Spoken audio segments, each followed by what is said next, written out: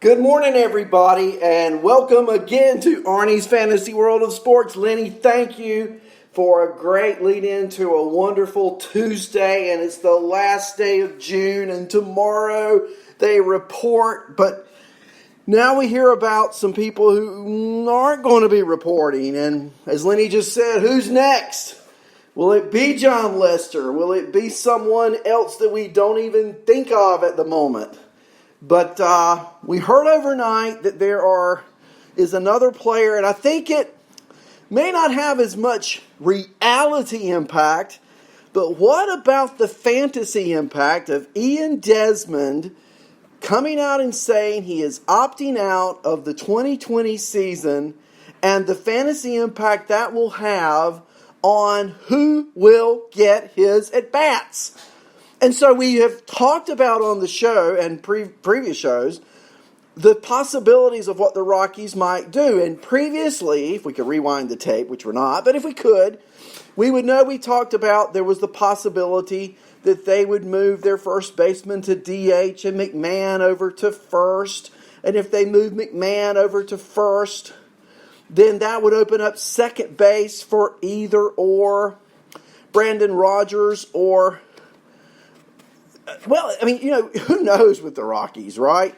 I mean, who knows what? Garrett Hampson, who really at the end of last year played really well the last month of the season. So you had Hampson as a possibility at second, Rogers as a possibility at second, and then we wondered what would they do with their outfield. Well, there's a player, Sam Hilliard. You've heard of him. You guys have. Now, probably the vast majority of baseball Americanos have not, but we've heard of him. And we know that he came up for a 5-week spill last year at the end of the season. We know he hit half a dozen home runs or more. We know he stole some bases. We know he's got some power. We know he can do some things. Early in spring training, and now we're getting ready for summer training tomorrow. But early in spring training, he had a problem with the strikeout. And so now there's the discussion, will Tapia get at bats? I think it's Hilliard's to lose, really. And how many, I was looking this morning on ESPN sites. I don't know what league you may be, who's the controller of your league, if it's CBS, if it's Fantrax, I have no idea. But I do know, Yahoo, whatever, I do know in ESPN leagues this morning, Hilliard was owned in only 9% of the ESPN leagues. 9%. So he's out there. Hampson owned in less than 50%. He's out there. I think this is huge. Why? Well, first of all, you're going to have only 60 games, and 30 of those are going to be at Coors Field in the summer where the ball should fly out of the park. And Hilliard is a power hitter. So how many of you guys in the chat room or on the podcast are in with me on, hey, if I'm late in a draft and Hilliard is there, I'm going to go that route. There are two players that I'm really keen on. They're both in the National League. I've already talked about Hilliard. Dylan Carlson for the Cardinals. 5-tool player. I think Carlson could have a similar impact. Now, why? Why? Okay, I know Hilliard's got to go against the Dodger pitching and play in the Giant Park and the Padre Park, and the Padres have good pitching. And so that's sort of a downside for Hilliard. But you take a Dylan Carlson, who's going to be facing Central Division pitching. Not necessarily up and down 1 through 5 starters, the strongest in the major leagues, would you agree?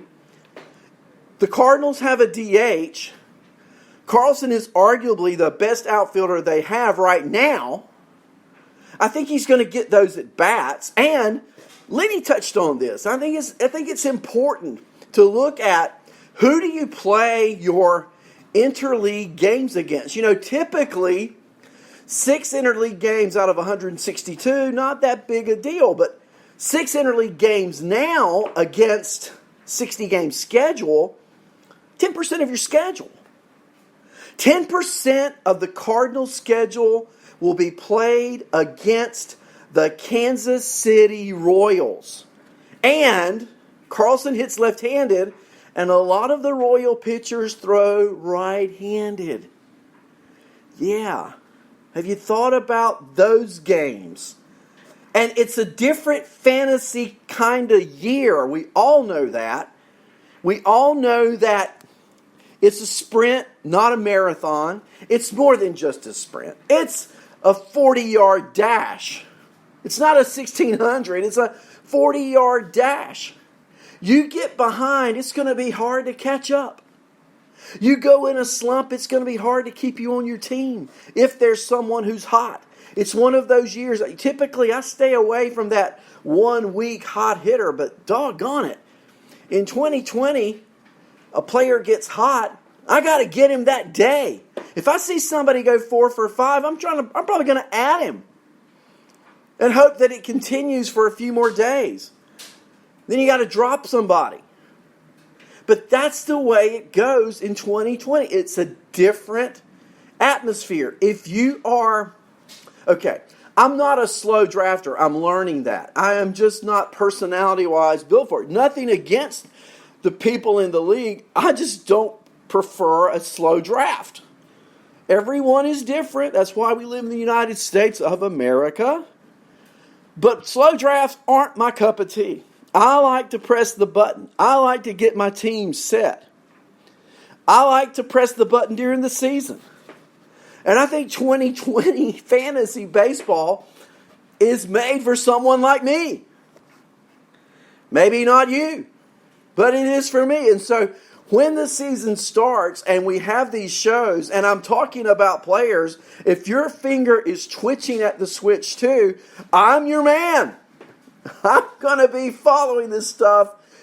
Oh my gosh, can you not wait? It's going to be, I was looking back, Lenny, at shows from last year and listenership in the morning. Oh, it was nothing to have 24, 25 listeners every morning to every show last spring and summer. It wasn't. Of course, I think as soon as baseball kicks in, so does interest.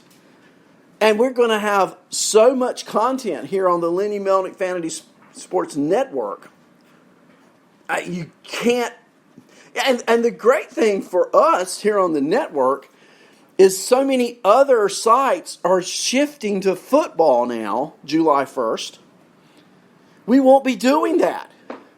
We'll be really honing in on our craft. And I'm excited about that. So it's going to be one of those great years, I think, for fantasy.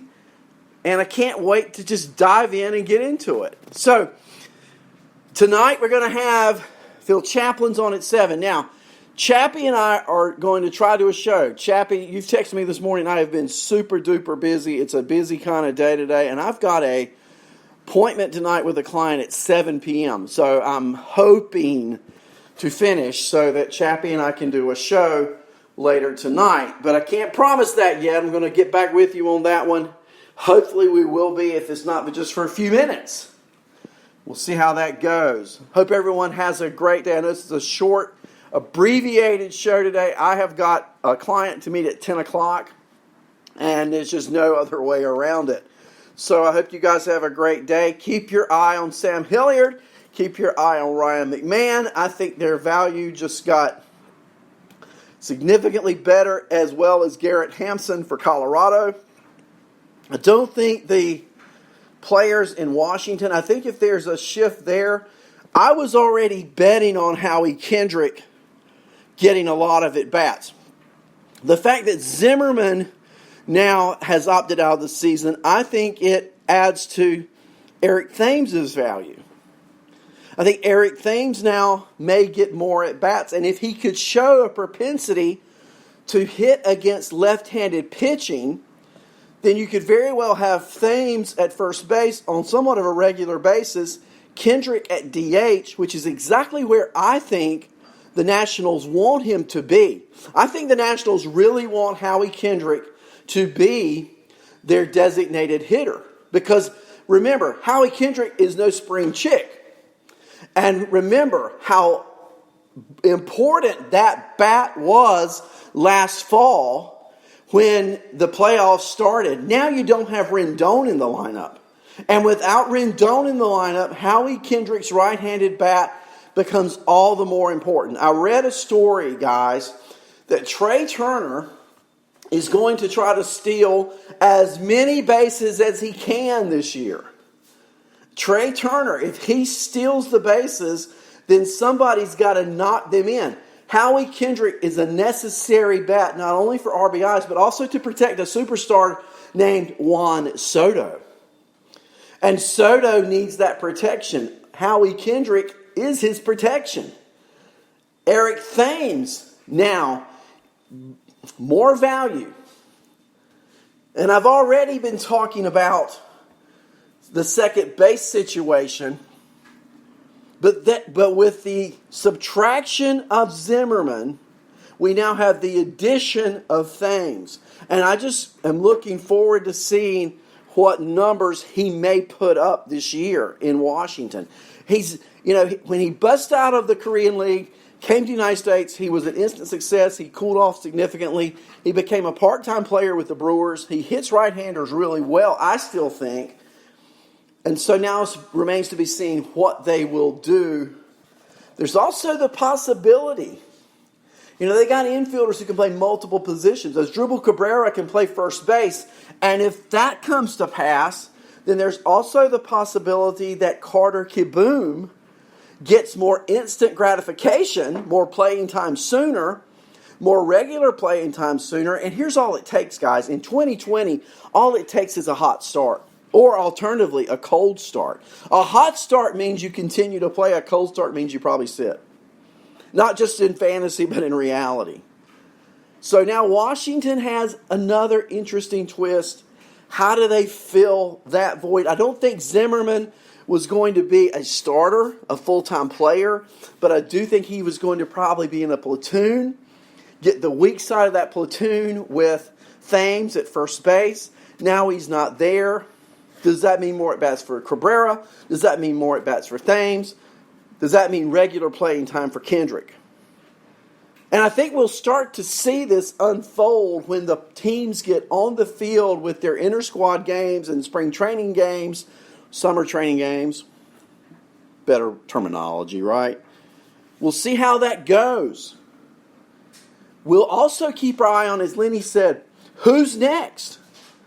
Who's going to be the player who drops out next? And we haven't even talked about players who aren't playing for health reasons.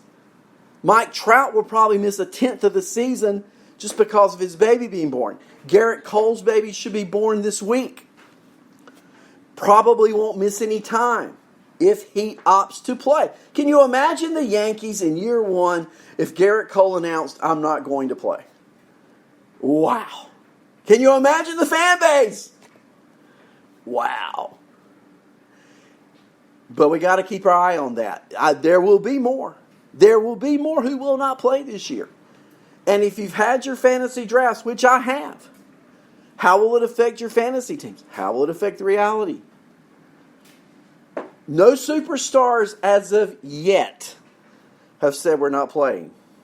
We'll keep our eye on it and see how it goes. Everybody have a great day. I'll be talking to you soon on Arnie's Fantasy World of Sports.